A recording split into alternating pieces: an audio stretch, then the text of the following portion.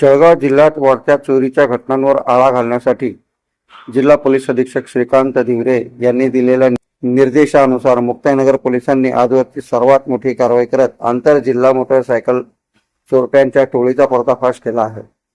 या कारवाईत सुमारे 26 लाख रुपये किमतीच्या 29 चोरीच्या मोटरसायकली जप्त केल्या असून त्यातील 22 दुचाकी चोरी बाबत गुन्हे दाखल असल्याचे तपासात स्पष्ट झाले आहे।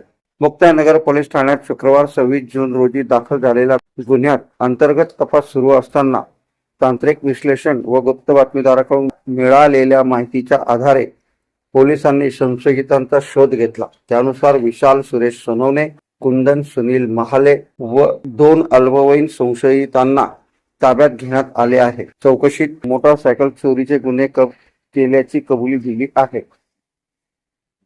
त्या डीबी पथकाच्या अंतर्गत आम्ही एका गुन्ह्याचा तपास करत होतो। एक मोटरसायकल चोरीचा गुन्हा मुक्ताईनगर पोलीस स्टेशनला दाखल होता। त्याच्यामध्ये मुक्ताईनगर पोलीस स्टेशनचे प्रभारी अधिकारी व इथली डीबी टीम असे त्या चोरीचा तपास लावत होते। त्या तपासादरम्यान एकूण 4 आरोपी आम्हाला निष्पन्न झाले आणि त्या 4 आरोपींमध्ये ज्यावेळेस कसून चौकशी केली त्यावेळेस आम्हाला एकूण 29 चोरीच्या मोटरसायकल रिकव्हर झालेल्या आहेत।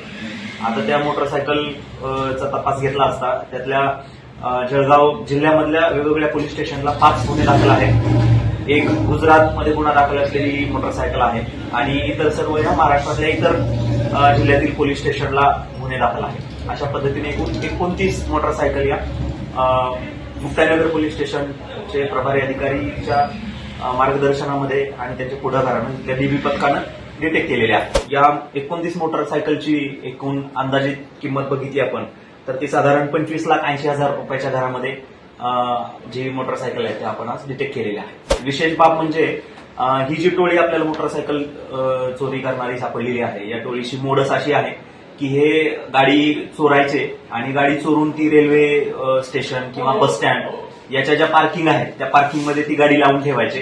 त्या गाडीला गिराईक बघायचे आणि ती गाडी गिराईक मिळाल्यानंतर त्या गिराईकाला त्या पार्किंगमधूनच गाडी ताब्यात द्यायचे। त्याच्यामुळे ती गाडी त्यांच्या ताब्यात राहत नव्हती आणि डिटेक्ट करणं तुलनेनं अवघड होतं।